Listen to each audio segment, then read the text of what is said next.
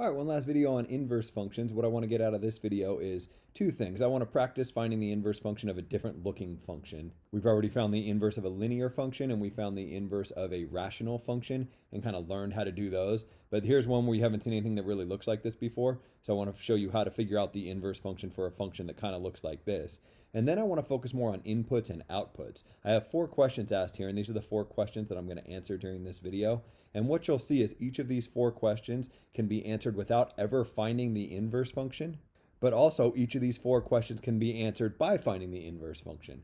And I think if you can kind of understand why you can do each of these different problems 2 different ways, it'll really strengthen your knowledge, your kind of conceptual understanding of this section. So anyways, these first 2 problems, they don't look like they have anything to do with inverse functions. And in fact, you can solve either one without ever using inverse functions. So I suppose you could view this as kind of a review. If you're supposed to determine f of 1, all this is asking you is what comes out of this machine f of x when 1 is the input. And you have this blueprint that tells you what comes out of the machine for any x as the input. The output f of x is equal to 2 times the square root of 3 times whatever that x is plus 1 minus 5. So all we have to do to figure out what comes out when we put 1 in is copy exactly what you see written here, except change all of the x's into 1s. That'll tell us f of 1 equals 2 times the square root of 3 times 1 plus 1 minus 5. And then we can just evaluate this expression. 3 times 1 is 3, plus 1 more is 4. So I have 2 times the square root of 4 minus 5. And the square root of 4 is just equal to 2. So I have 2 times 2 minus 5. 2 times 2 is 4. So 4 minus 5 leaves me with negative 1. What I'm saying is when you put 1 into this machine, negative 1 comes out. This doesn't feel at all related to inverse functions, and right now it's not, although before this video ends, we'll be able to tie this into inverse functions. But not worrying about that for now, let's just move on and figure out number 2. Question 2 looks a lot like question 1, but they're really not all that similar. Not only do we change the value from 1 to 3, but it's no longer the input, it's the output that 3 is equal to. What we're supposed to figure out is what inputs would make 3 the output. F of x stands for the output. So when it says solve f of x equals 3, it's saying what would x have to be in order to make the output equal to 3. Well, I can figure that out with this blueprint as well because I know the output for any x is what's written on the right hand side here. So this is the output for any x. All I have to do is set that equal to 3, and then I can solve this equation for x to figure out what x the input would have had to be to make 3 the output. Generally speaking, these second type of problems are a little harder than these first ones. These ones are more just simplifying to figure out the answer, where these ones you're actually solving an equation. But in this specific case, I don't think that equation will be too hard to solve. We just want to get the x by itself. There's only a single x in this expression, which makes life a little bit easier. We could first add 5 to both sides of the equation. 3 plus 5 gives me this 8. And then divide both sides of the equation by 2. That'll isolate this radical here. 8 divided by 2 is equal to 4. The reason you want to isolate this radical is because that's really what's making solving this equation hard, right? If this weren't there, we'd have a linear equation, which we solved in a previous video. Those are pretty easy to solve, but the radicals make life difficult. Well, what you can do to get rid of the radical is we could just square both sides of the equation. Note we couldn't do that back in this step because we have multiple terms. You'd have to kind of think FOIL if you were trying to square, and things would blow up and they'd get really ugly. But down here, since the radical is all by itself, we could square both sides of the equation, and we'd be left with 3x plus 1 is equal to 16. It's worth pointing out that when you square both sides of the equation, you can lose a little bit of information. The way I think about it is if there were a value of x that would have made this side of the equation equal to negative 4, negative 4 is not the same as positive 4, but when I square both sides of the equation, they both become positive 16. So I could end up with the solution down here that causes this side to be negative 4 and this side to be positive 4, so it wouldn't really be a solution to this equation. Fortunately, there's an easy fix there. Anytime you square both sides of the equation, just remember to check your answers at the very end. And more good news, in this specific case, we don't have to worry about it at all because there's nothing that could make this side of the equation negative because the square root of anything can't be a negative number. At any rate, subtract 1 from both sides of the equation to get 3x equals 15, and then divide both sides of the equation by 3 to get x equals 5 as our solution. What this is telling us is that if we put 5 into this machine, then 3 will come out. If you feel like checking that fact, it's easy enough. Put 5 into this machine, and we got 3 times 5 is 15, plus 1 more is 16. The square root of 16 is 4.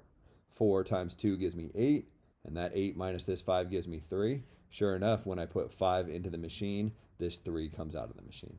Again, nothing to do with inverse functions yet, although we'll tie these back to inverse functions in just a sec.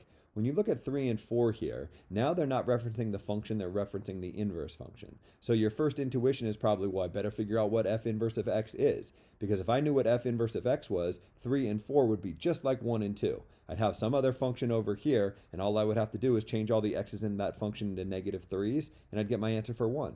And then I'd just take that function, set it equal to 8, and solve, and I'd get my answer for 4. 1 and 2 would be almost identical to 3 and 4, just dealing with another function, if only I could find that function. So what I'm going to do is find that function, although what I'll show you later is that you can answer these questions without ever even knowing what that function is. If we wanted to find f inverse of x, well, we'd be like, here's f of x here. Our first step in our 4-step process for finding the inverse function is to change f of x into a y. Now we have an equation that represents this function f of x here, but what we want is an equation that represents the inverse function, and to do that all we got to do is switch our x's and our y's, which is our second step. And this is great. This represents the inverse function, which is what I want down here. However, I don't want an equation that represents the inverse function. I want a function that represents the inverse function. So my third step is I need to solve this equation for the letter y. To do that, I'd add 5 to both sides of the equation, then divide both sides of the equation by 2. Then square both sides of the equation, then subtract 1 from both sides of the equation. So now to get y all by itself, all I have to do is divide both sides of the equation by 3.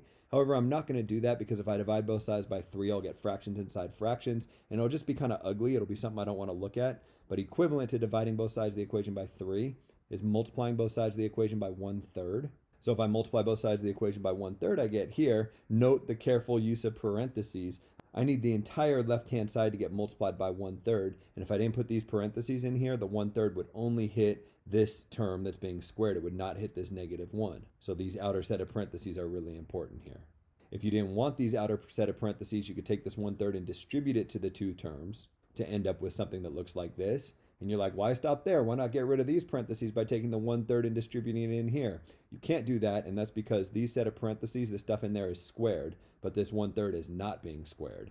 So as it's currently written, you cannot distribute this inside these parentheses. I think this is probably a good spot to leave it. It's tempting to just call that your final answer. However, we shouldn't leave a y in here because these questions all reference f inverse of x. So maybe I'll take it one step further and say that f inverse of x is equal to, and then copy this left-hand side of the equation. Now that I have this inverse function, it'll be easy enough to figure out both 3 and 4. Let's start with 3. 3 is just asking me what would come out of this inverse function if I put -3 into it. Well, that's easy enough to do because I have this blueprint which tells me what comes out of this inverse function when I put anything into it. So if I put -3 into it, all I got to do is copy exactly what's written here except change all the x's into -3's. And then simplify this expression. Let's see, -3 plus 5 is 2, and 2 divided by 2 is 1, and 1 squared is 1. So I get 1/3 times, maybe I'll write 1 squared, and in the next line I'll fix that. 1 squared is just 1, 1/3 times 1 is 1/3, 1/3 minus 1/3 is just 0. It looks like when I put -3 into the inverse function, 0 comes out. Similarly, if I wanted to do 4 here to solve f inverse of x equals 8, all I got to do is copy f inverse of x. Now it'll be a little bit easier to locate it, and set that equal to 8. This equation looks intimidating, but I don't think it's going to be that bad. First problem, we got some fractions. Well, easy enough, get rid of them. Let's multiply both sides of the equation by 3. Then I got x plus 5 over 2 squared minus 1 is equal to 24, right? Multiplying both sides by 3, the 3 has to hit this term and this term. So it makes this go away and turns this into a 1. And 8 times 3 is 24. And now I'm going to add 1 to both sides of the equation to get a 25 over here. Now I'm going to take the square root of both sides of the equation. So I got x plus 5 over 2 on this side, and I got 5 over here. And you might be like, wait a minute, when you take the square root, aren't you supposed to put in a plus or minus? Shouldn't that be plus or minus 5? Yes, it should be, but 5 will be the only solution that makes sense. And I'll talk more on that. It's a little minor detail at the end of the video, but I don't want to get bogged down at this point. To finish this up, I'll multiply both sides of the equation by 2. I got x plus 5 equals 10. And then I'll subtract 5 from both sides of the equation to get that x equals 5. What I'm saying is that if I want 8 to come out of this inverse function, I better put 5 into this inverse function. And you're probably like, all right, you solved the 4 questions, time to end this video. Well, really the point that I wanted to make with inputs and outputs is each of these 4 questions could have been done a different way. This one, let's stick with 4. I just did that one. Solve f inverse of x equals 8. This is asking me, what do you put into the inverse function to make 8 come out? Going back to a picture like this, what do you put into the inverse function to make 8 come out? There's an 8 over here.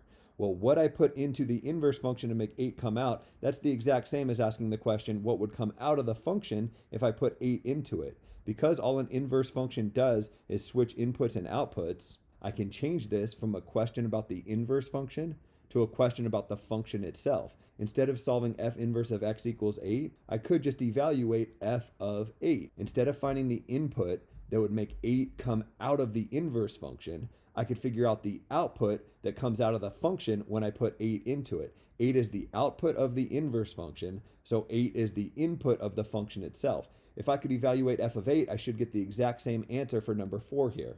It's worth pointing out that you can evaluate f of 8 without ever figuring out the inverse function. All this work that I did up here, I wouldn't need to figure it out if I could recognize that question 4 here is identical to this question. Evaluate f of 8, that's really easy. Just take your function f of x and change all the x's into 8s. I would get 2 times the square root of 3 times 8 plus 1 minus 5. 8 times 3 is 24, plus 1 more is 25. The square root of 25 is just 5. 2 times that 5 is 10, and 10 minus 5, this ends up giving me 5. 5, that sounds familiar. Oh, right, it was the answer right here. The input that I'd have to put into the inverse function to make 8 come out is the exact same as the output of the function when I put 8 into it. And that's not specific to 4. You could do that for any of these problems. Maybe pause and think about that. Can you translate 1 and 2 into a question about the inverse function? Can you translate 3 into a question about the function itself? What 3 is asking me now is what comes out of the inverse function when I put negative 3 into it. Negative 3 is the input into the inverse function. So if I want to translate this to a question about the function, what I would do is I would make that negative 3 the output of the function.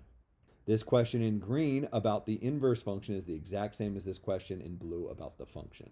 I don't know why you'd ever want to do this, but it's worth pointing out that these questions about the function can be rewritten in terms of the inverse function. 1 is the input into the function, so I make 1 the output of the inverse function. 3 is the output of the function, so I make 3 the input into the inverse function. If you can see the connection between the inputs and the outputs in these various questions, I think that gives you a really strong understanding of inverse functions. One final really nitpicky minor thing that I'm not going to test you on in this class deals with restricted domains. This function here, because of the square root sign, I can't just put any x into that I want to. For example, if x were negative 10, I'd get negative 30 plus 1, which is what, negative 29, and then I'd try to take the square root of negative 29, and I'd get into trouble because the square root of negative 29 is not a real number. So some inputs aren't even allowed into our function. What that ends up meaning in terms of our inverse function is because we're switching inputs and outputs, some numbers won't be able to come out of our inverse function. That's what I ran into over here when I was taking the square root of both sides of the equation, and I was tempted to put in a plus or minus 5 here. Turns out you only wanted the positive solution, not the plus or minus 5, because the negative solution would correspond with an output that is not allowed into this function as an input. I know that that sounds really complicated. The point for the purposes of our class with inverse functions, if you ever run into an instance like this where you're solving and you have to take the square root and you happen to remember that, wait a minute, I should put in a plus or minus, know that your teacher is going to make things work out so that you only have to consider the positive solution. You don't have to put in the plus or minus there. And the good news is a lot of people forget to put in the plus or minus to begin with. So by forgetting, they actually did exactly what they were supposed to do. Don't worry about that a whole lot. That's way beyond anything that I really want to talk about for the purposes of our class.